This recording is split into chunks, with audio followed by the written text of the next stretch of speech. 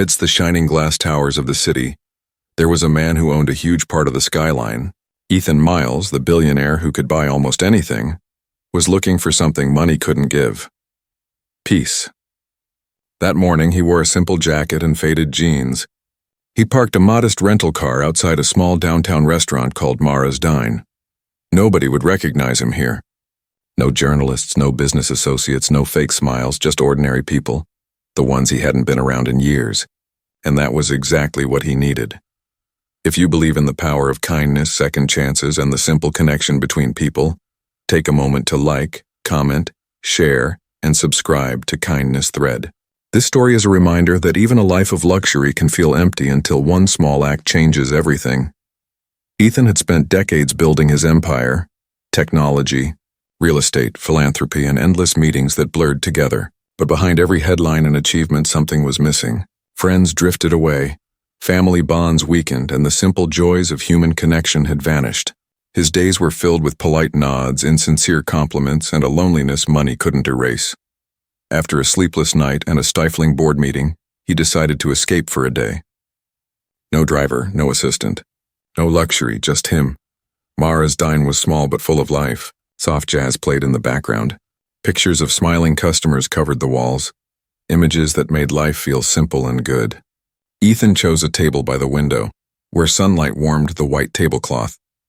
The smell of grilled steak and butter filled the air, and for the first time in months he felt relaxed. A young waitress came to his table with a warm, sincere smile. Her name tag read Laya. Her hair was neatly tied, though a few strands fell across her face. Her voice was soft, carrying the fatigue of someone who gave more than they received.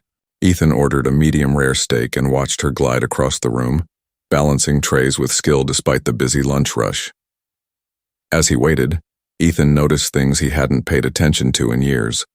A couple laughing in the corner, a mother helping her child cut pancakes, an older man reading the newspaper as if time slowed just for him. There was something special about ordinary life, a simplicity he had lost in the pursuit of wealth and ambition. When Laya returned with his meal, he thanked her, and she smiled again. But he noticed a flicker of worry behind her eyes. She moved quickly between tables, her hands shaking slightly when she wrote down orders. Something inside him stirred, the part of him that remembered what it meant to care for someone beyond business. He took a bite of his steak, and for the first time in months, food tasted like more than just fuel. It reminded him of his childhood, small diners where his mother took him before life got complicated. His eyes returned to Laya, the way she rubbed her wrist as if it hurt, the way she checked the clock constantly, the brief faltering of her smile when she thought no one was looking. When she brought the bill, she said softly, "Thank you for dining with us," and slid the paper across the table. But there was also a folded note, her fingers trembling as she handed it to him. Ethan looked up, confused, but Laya quickly turned away, going back to work as if nothing had happened. Curious, he opened the note under the table. It wasn't a survey or a memo. The handwriting was rushed, emotional. "If you are kind, please don't ignore this. My little brother is sick. I'm working double shifts to pay for his treatment, but today my manager said I'll be fired if I'm late again. I'm out of options. I don't need pity, just a chance." Ethan froze. These words cut through the armor his wealth had built around him. He looked at Laya again, trying to keep everything normal while hiding her exhaustion and fear. He wanted to help but didn't know how to start. For the first time, money alone wasn't enough. He left a tip far beyond the bill, not to show off, but because empathy mattered more than cash in that moment. He began to leave, but paused. The manager, a tall man in a black suit, was scolding Laya near the counter. Her eyes threatened to spill tears, but she held them back. Ethan could see her breaking point. That night, Ethan couldn't sleep. He kept thinking about the note, about his own childhood. He remembered his mother working late shifts after his father died. Her hands cracked and tired from washing dishes. Her love never fading. He thought about the stranger who once helped them when they had nothing. Maybe that was the real start of his journey. Not ambition, but kindness.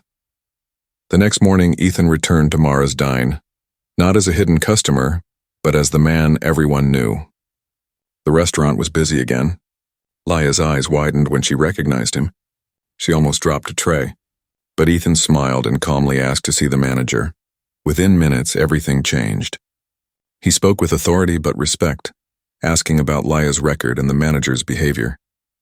Then, to everyone's surprise, he announced he was buying Mara's dine. "No one here will lose their job," he said softly, "especially not those who make this place kind." Laya froze, tears filling her eyes. Ethan handed her a letter confirming her employment and offered to cover her brother's medical treatment. She couldn't speak, only sob with gratitude. Ethan smiled gently. "You gave me something too," he said. "A reminder that even a small act of courage can awaken humanity in someone who has forgotten how to feel." Days later, the diner flourished. Employees were treated fairly. Customers felt the warmth in every corner. Laya's brother slowly recovered, and Ethan, back at his company, was changed forever.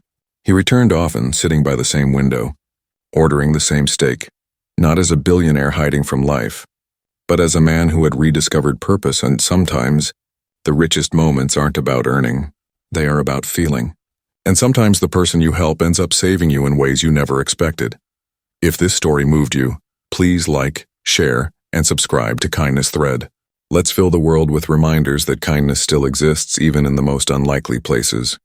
And comment below if you believe in second chances, because one small act, one note, or one moment can truly change everything.